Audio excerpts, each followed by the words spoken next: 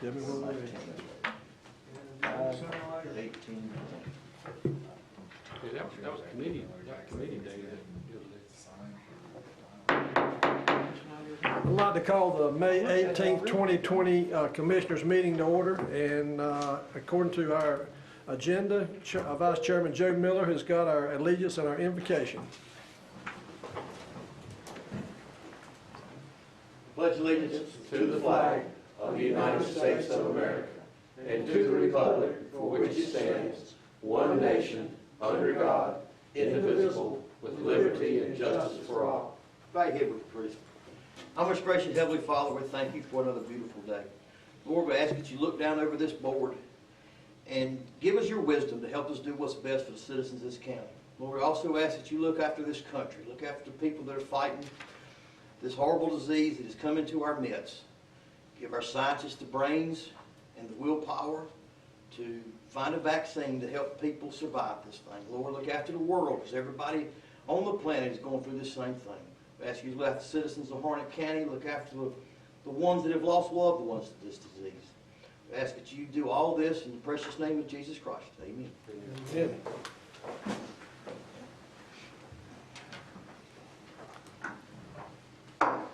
Next says consider additions and deletions to the published agenda, and I see, Madam Manager, that we have, it looks what, 3? We have 3 suggested add-ons for the consent agenda.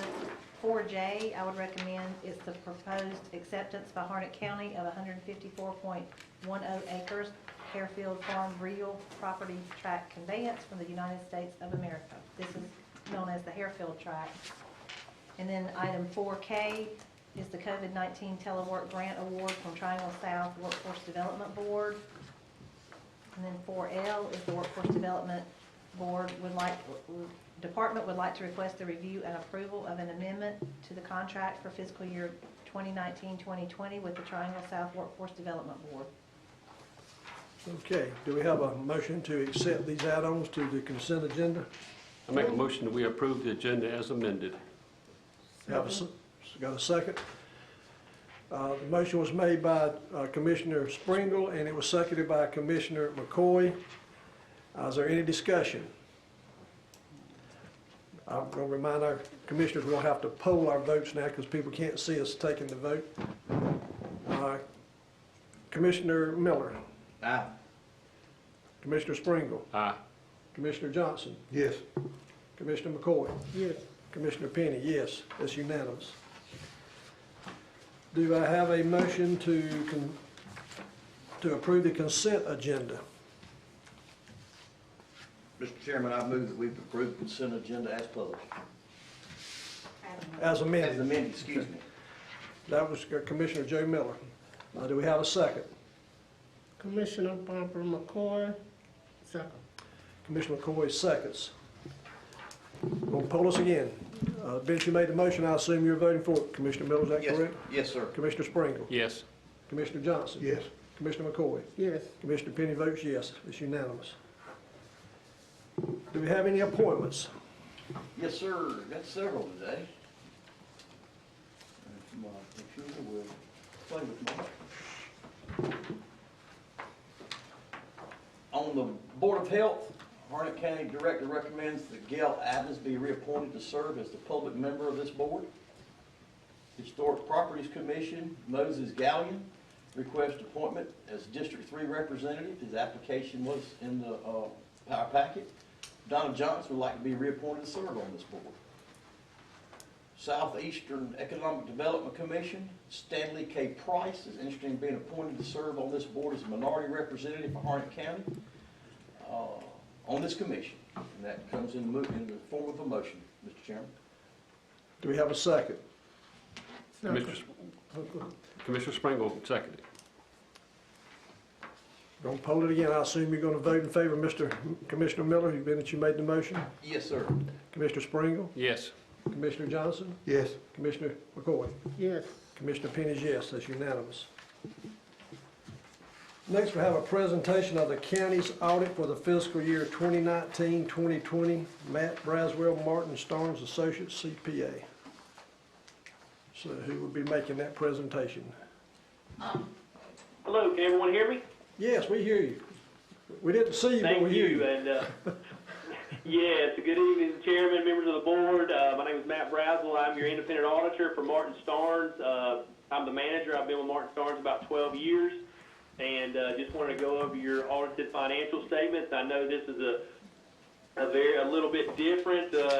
I'm usually there in a suit and tie giving this presentation, but I hope we can get through this. And if you have any questions at the end, feel free to ask me. But just kind of wanted to go through a brief overview of your 2019 audited financial statement. Okay, thank you. Audit highlights, we issued an unmodified opinion, which that means that's a clean opinion. It means your financial statements that you have are materially correct in accordance with GAAP, generally accepted accounting principles. We had no findings or question calls, no findings related to your financial statement, no findings related to your DSS or health department, or anything of that nature. Nothing to report to management, finding or question cost wise. So that is a positive. That is a very, very positive thing there. Just wanted to make sure and touch on that and say that is a very, very good thing to not have any findings or question calls. And then just want to take a moment. Can't take enough time here. Very cooperative staff. Kimberly Honeycutt, she does a great job with that, with finance department, able to get us everything we need. This year, with a little bit of a financial financial software conversion there, but we were able to get through everything, and very, very easy to work with.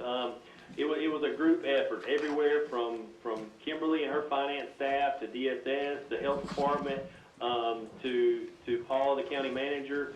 And everything. It was all hands on deck. We were able to get everything done and completed, and we really appreciate everyone working with us. Very, very good this year. Thank you. General fund summary. We'll go through 2019 to 2018. You can see the comparables there. Expenditures exceeded revenues by about $2.1 million. As you can see, the comparatives there, revenues were up about $2.7 million, and we'll go into the the various reasons or causes for the increase there. And then expenditures decreased about $2.3 million, and we'll go into the majority of that cause there as well. But overall, this is a snapshot at 6/30/19 and 6/30/18 on your comparative revenue and expenditures. This does not incorporate your other financing sources such as transfers in and out and debt proceeds or any of that information.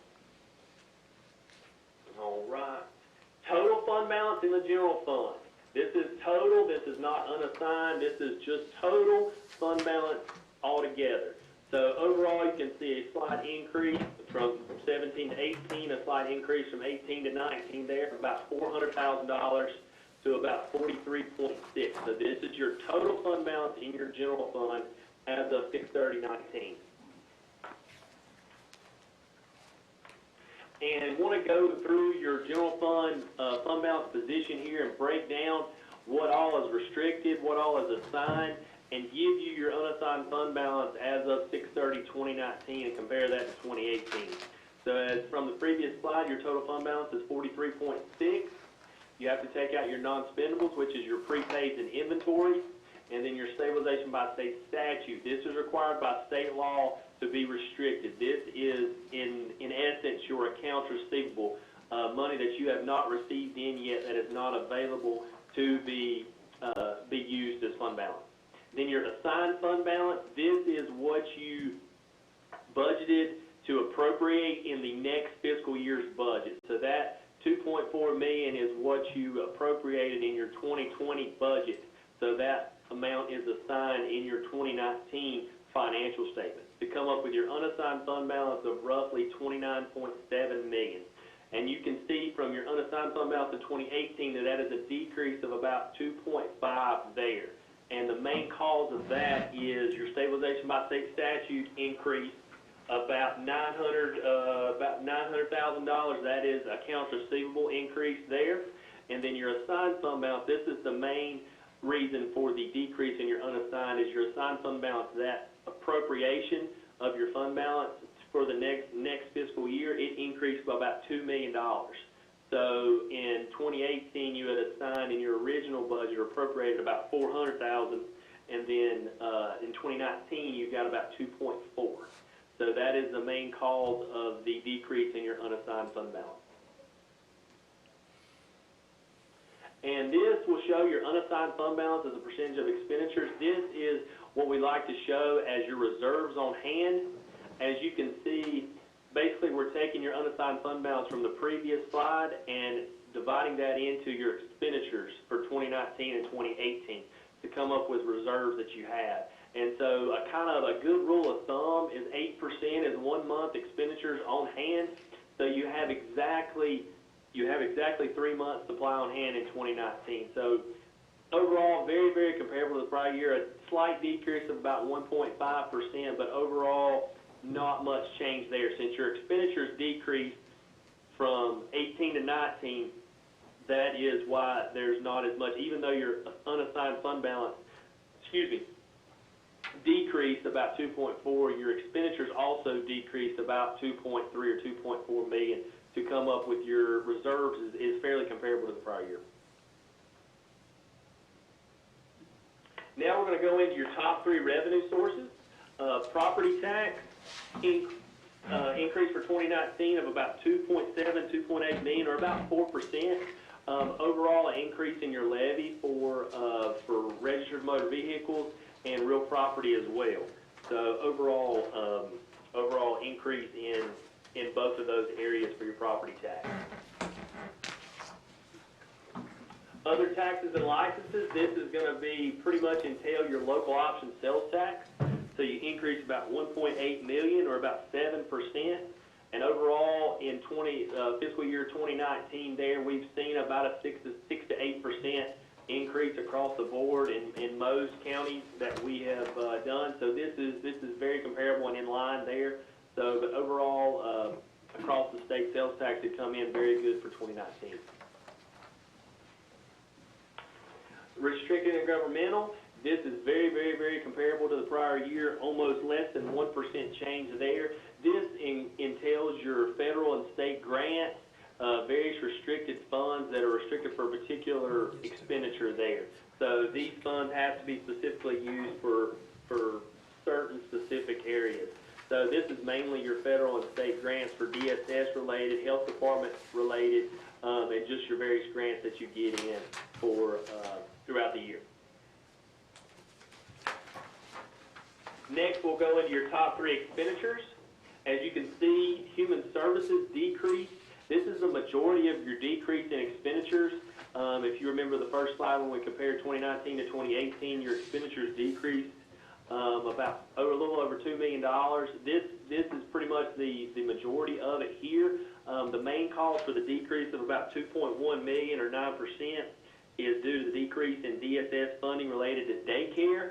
It is no longer being passed through the county. It is being submitted directly to the provider in fiscal year 2019. So the funds are no longer going through Harnett County to be dispersed to the local providers. They're going directly from the state to those providers. So this is that's the main cause for your decrease in expenditures in human services. So not a decrease in services that's being provided, it's a decrease in the pass-through amounts of money that's going through Harnett, but now going through the providers. Education had an increase of about $900,000, or about 3%. Increase mainly due to capital outlay funding there, but overall an increase in education expenses of about $900,000, 3% for capital outlay. Your next top expenditure here, public safety, increase of about $1 million or 3%, mainly due to increased salaries and benefits and operations in your sheriff's department. There, that was the main driver there of the increase in public safety expenditures. Now we're going to go into your enterprise funds, the water and sewer and the solid waste. And so first we'll talk about the water and sewer fund, unrestricted net position. And what I like to kind of say that is your unassigned fund balance or available fund balance if you want to compare it to your general fund. So your unrestricted net position is about $54.2 million in your water and sewer fund, And if you want to compare that to the prior year was about 48 million. So you had an increase of about $6 million in your available or unassigned fund balance in your water and sewer fund there. So overall, an increase there. Cash flow from operations is about 17.7 million. Slight decrease from the prior year, but overall, no significant change there in any of your operations there. But overall, that's very, very good, sustainable there. And what you want to make sure is your debt service, the next point there, was about 4.8 million. This is your principal and interest that you're paying back on your debt service in the water and sewer fund. And you want to make sure you have adequate cash flow to cover that debt service, and you have plenty of cash flow from operations to cover that debt service. And debt service is very, very comparable to the prior year. No significant increases or decreases in debt service, around 4.8 in the prior year as well. Solid waste fund, unrestricted net position of about 550,000, and compare that to the prior year. You had about 57,000. So about an increase of about $500,000 in your available or unassigned fund balance or net position in your solid waste fund. Cash flow from operations is about 1.3. Prior year it was about 1.5. So very, very comparable or close to the prior year there. And debt service, very slight decrease, but overall very, very comparable. There was no additions or anything to your debt in your solid waste fund there. And then we'll look at your operating income for your enterprise funds for water and sewer and solid waste. So overall, you can see about $40 million in revenue came in for water and sewer. Operating revenue, expenditures, operating expenditures. Now this includes your depreciation, your amortization, various non-cash items. So overall, you had an operating income of about 4.8, so about 4.8 million. Slight decrease from the prior year, but overall no significant change. Solid waste had operating revenues of about 6 million, operating expenditures of about 5.4. So you had an operating net income of about 650,000. In the prior year it was about 415. So you had an increase in operating income in the solid waste there for 2019. And that is the highlights that I have for your 2019 audit. Any questions, comments, concerns, anything you want me to look back at or go back to, feel free to ask me at any point.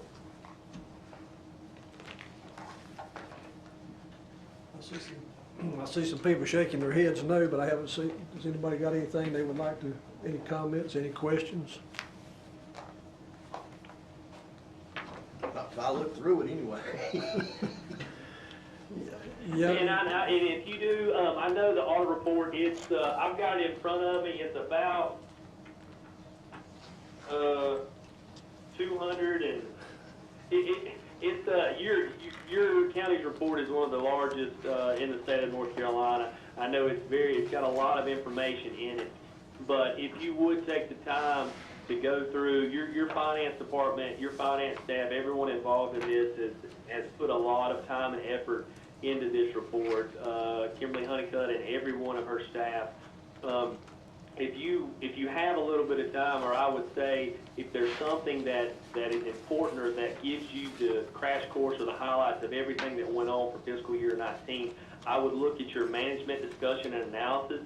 This is provided and completed by your finance department, your county manager. This basically talks about the increases, decreases. It gives you budget highlights on what's coming up for the next fiscal year. It is probably, I would say, 10 to 12 pages long, but it's going to give you your unassigned fund balance, your available fund balance. It's going to tell you what happened with your fixed assets, your debt, everything like that. And so in your report, it starts on, one second, starts on page 4 and goes to page 16. So if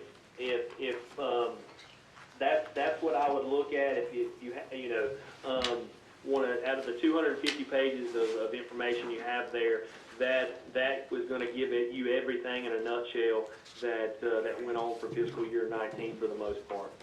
And we will have the audit online tomorrow for the public, and then I also emailed you a copy of his presentation for the commissioners. Okay, thank you. This is Commissioner Springle. On page 4, item number 2 here, so what we had a decrease in the net position for the county for the year? That is your GASB 34s. That is your full accrual information. What we reported on was your modified accrual in your presentation that we just went over.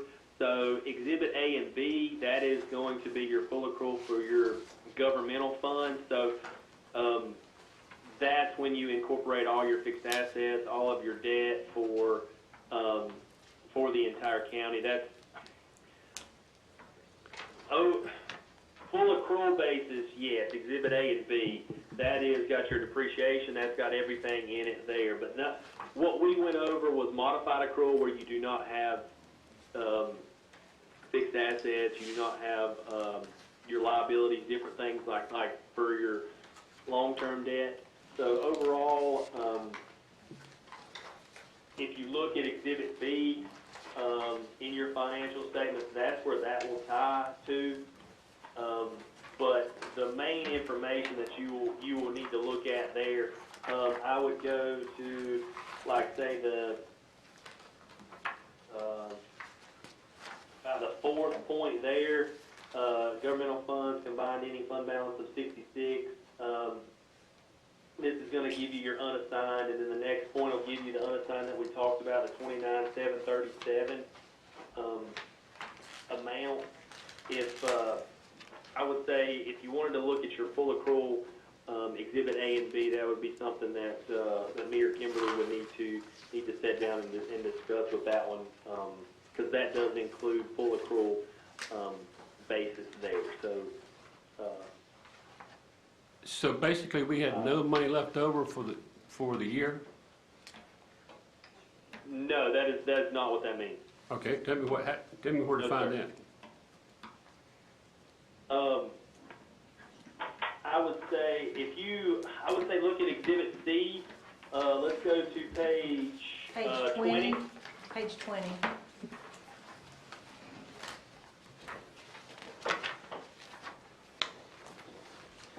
This is going to show you, this is your balance sheet, this is where your fund balance is, this is where your restrictions are. This shows you how much cash and investments you have. This shows what you have at the end of 6/30/19 for your governmental fund, your general fund, your various special revenue funds, and your capital project fund. Those are going to be in the other governmental funds column there. And so, you will look in your general fund column there. That'll show you how much cash you had, your taxes receivable, your accounts receivable, various information. But no, you definitely had funds and money left over at the end of the year. That is not what that information is trying to portray. So where do you see that? We had the money I'm left sorry? over. Where do you see the money left over? I don't see it. Money left over as in, are you talking about fund balance? I'm talking about if you take the amount of money we took in and the amount of expenses we had, what we had left over from that. Page 22. Are you looking at your general fund, or which fund? Are you looking at all of what? You said page 22. So, Yes, sir. so Okay. if you look at page, let's look at 22. This is your income statement for your general fund. All right. If you see on Exhibit D, page 22 here, you brought in $121,636,000 in revenue for your general fund. You spent $123,765,000 in your general fund. You had transfers to other funds of 2.6, and then you had transfers in from other funds of 5.2. So you increased in your general fund $441,000 to have ending fund balance of 43.6. How does that compare to 2018, or the previous year?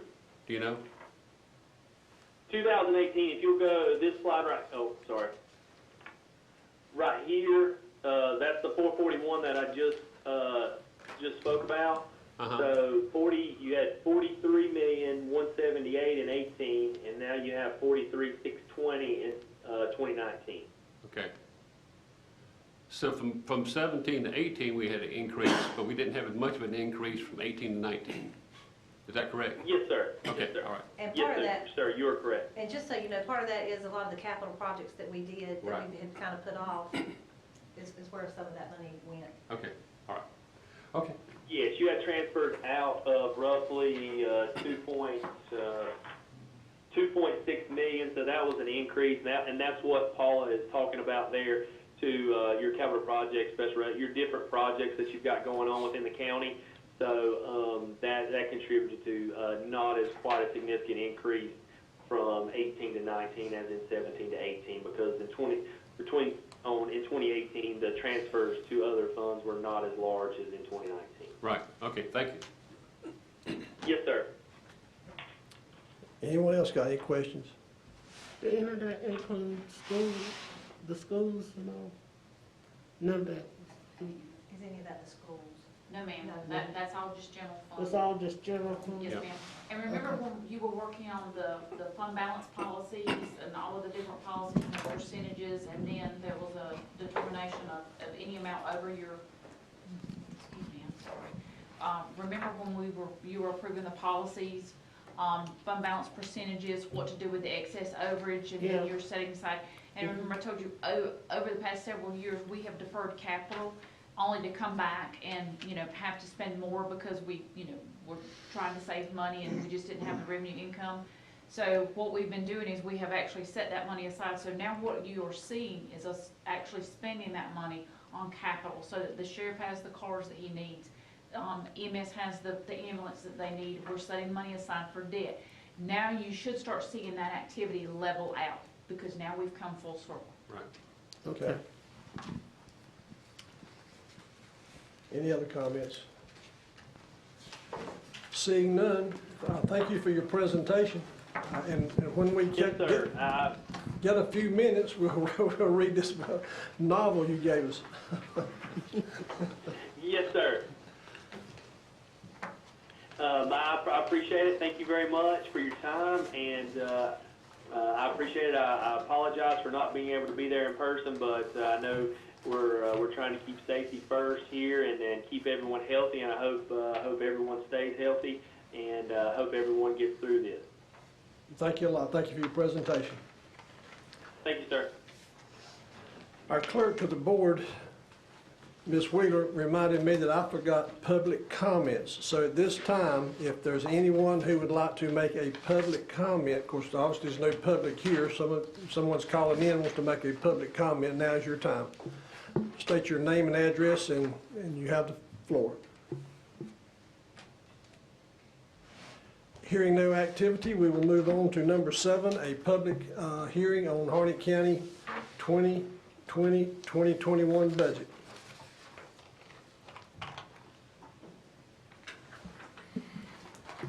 So I presented a proposed budget for the fiscal year beginning July 1st, 2020, and the Harnett Regional Water Department, their water and sewer ordinance, and the expenditures for the Harnett County Economic Development Department, as well as appropriations for specific economic development incentives on the May 4th, 2020 board meeting. The total expenditures budgeted for economic development matters is $754,189. Included are specific incentive grant disbursements pursuant to previously adopted economic development incentive agreements. Grants are performance-based and calculated as 80% of property taxes paid by the company attributable to its direct investments. Specific incentives are as follows. Rooms to Go Distribution Company, LLC, $351,820. Pallet Consultants of North Carolina, $3,442. Additional economic development uses included in contingency are as follows.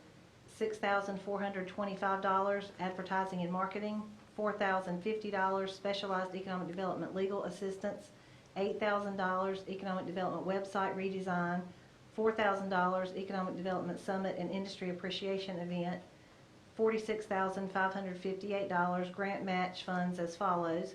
Crygen Pharmaceuticals LLC, $25,000. Pallet Consultants of North Carolina Incorporated, $21,558, and that's the budget as presented. Anyone have any comments?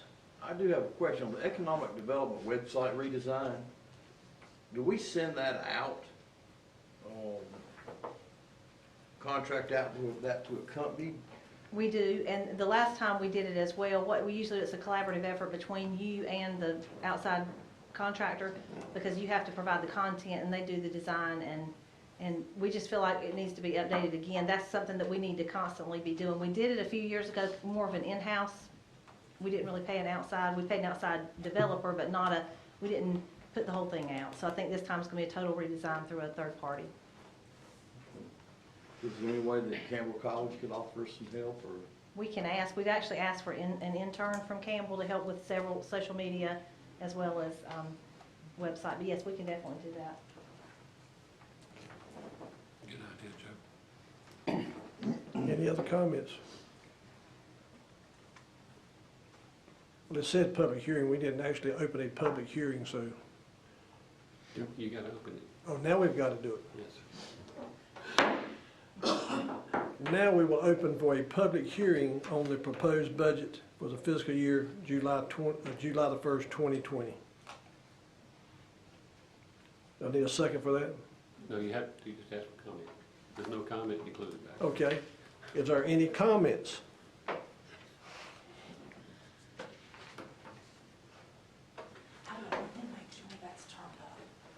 Before I say hearing none, our technical assistant is going to check, make sure we're, okay. Hearing no comments, we close the public hearing.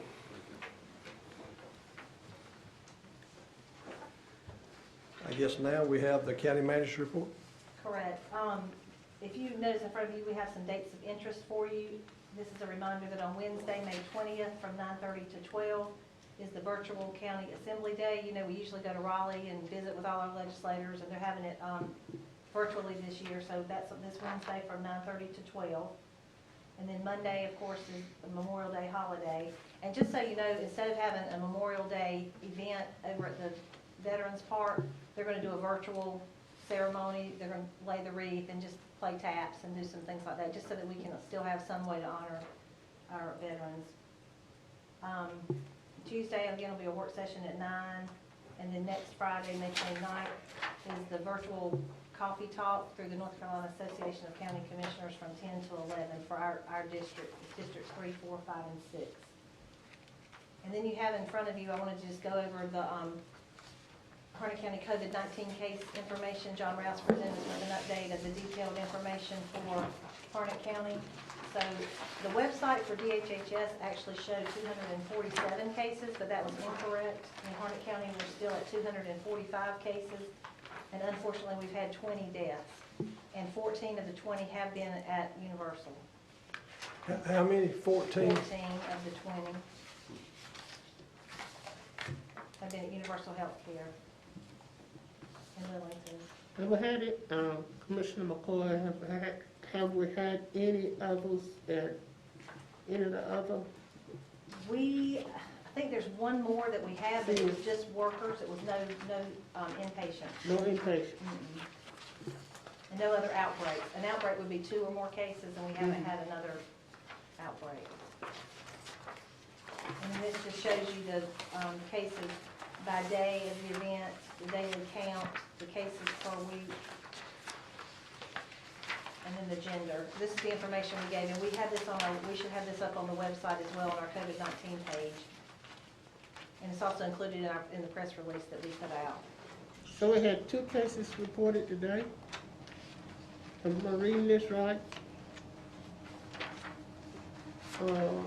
No, well, which page are you looking at? I'm sorry. Daily count. It says, Yes, It's a daily count. COVID cases daily count. right. Yes, 518, there were 2 cases. So as you can see, our numbers are still kind of up and down. They're not, at least they're not growing overnight. We don't have any, since the day in April where we hit like our peak, when Universal hit at 39 cases on that day, we've kind of stayed steady anywhere from the high of 9 to the low of 0, which was yesterday.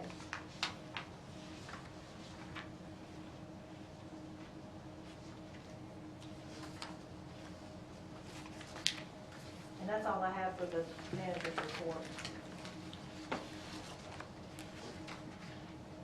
Do we have any new business? I do, Mr.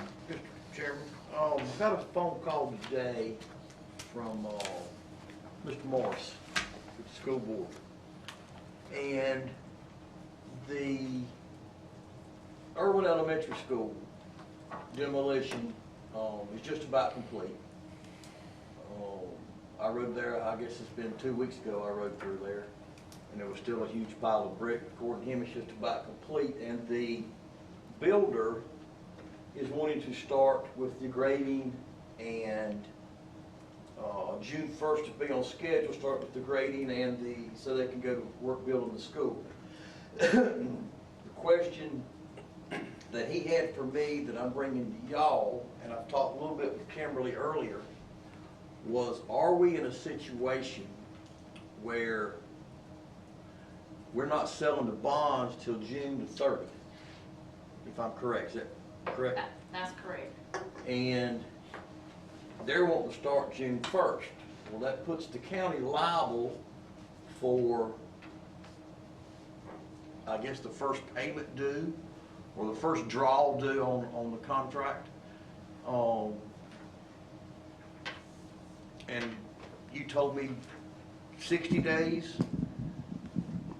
We are scheduled, I'm sorry, we're scheduled to go to the bond market and sell our bonds June the 30th, and then we're scheduled to close on those bonds July the 23rd. So the funds should be available shortly thereafter.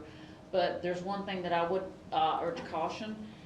In the event that the market does close, because, you know, the market did close for a little bit there for a while with all the COVID-19 that's going on, we just don't know. So if the county were to take that on, it's back on the commissioners, and we will not get that money till after we sell those bonds, and then June 23rd when we close on them. So that's creating a liability for the board, or for the county, I'm sorry. And what is that liability? Whatever expenses he incurs, because right now we have accepted, you've approved a reimbursement resolution. That's why we were able for the demolition work to proceed, because that's county money right now that's coming out of our pocket, and you approved a reimbursement resolution so that in the event that those bonds are sold, we will get that we will pay ourselves back with that money. So if you enter into a contract agreement where you allow this individual to proceed, if all of that goes through or those bonds are not sold, then the county takes on that additional liability of whatever cost he incurs up to whenever. And I think the figure looking at is $2 million. Now, I think what the builder is looking for, according to Mr. Morris, is assurance from the county that he'll go ahead and start the work until the county recoups the money. Is that something that This is, being that you brought it up, first of all, and I know that Mr. Morris is on the school board, and I know you're a commissioner, but it would appear to me that you have to have a formal request from the Board of Education to move forward on this. That would be. I would think so. I actually would. Well, what position does that put us in? Well, right now, the June 30th sale date, we've moved this date back several times, based on delays or whatever, and then the June 30th sale date was done at the request of the school, not the school system, it was the architect. The name escapes me. SFLNA. Yes. The last call that we had, as far as the construction, everything proceeding on, they had ran into several delays, as I know you're all well aware of that, and that the June 30th sale date was at their request to stay on their schedule. So, apparently they're ahead now. I'm not sure. I was a little taken aback by that news. That is a phone call I got this afternoon, and was told I would mention it tonight, because I didn't know. So knew we'd been put back on the date of when we were going to sell the bonds. Okay. We've been up here about 5 hours today with Standard and Poor's and Moody's having this discussion. So there is a rhyme and a reason and a schedule.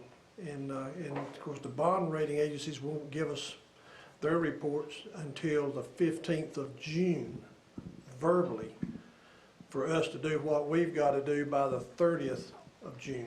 So we've up here several of us up here all day addressing the financial aspect of it. And now we get a request that's not in, and I'm not doubting what you're saying, I don't misunderstand, but it's, to me, we have to have documentation presented to us. It's 5 of us commissioners, y'all speak, because we don't have anything in writing, and we would have to take a vote to extend the expenditure of the money. Am I correct? Correct. So, And just as a reminder, you'd be using your fund balance right now because we don't have it budgeted. correct. I guess there's always the possibility the school system could use their fund balance to pay for it and we reimburse them. And right now, as of right now, according to my records, the county has expensed $1.68 million. So right now, we are on the hook for that. So that's money that's out of our pocket, that if, in the event that the market drops, we don't sell those bonds, because there is a chance when we do go to the market that we may not sell those bonds. That's usually highly unlikely, but there again, 60, 90 days ago, did we all think we'd be standing 6 feet apart? So, I mean, there are a lot of ifs in this situation, and I'll just put that out to you. Another question I would have, the $5.1 million that we've just sent them, could they not use that money? No, sir, technically no, because the project ordinances that they requested was for specific items of Okay. construction. All right. Thank you. Thank you. Yes, sir. Commissioner Miller. Yes, sir. Anyone else got anything they want to bring up?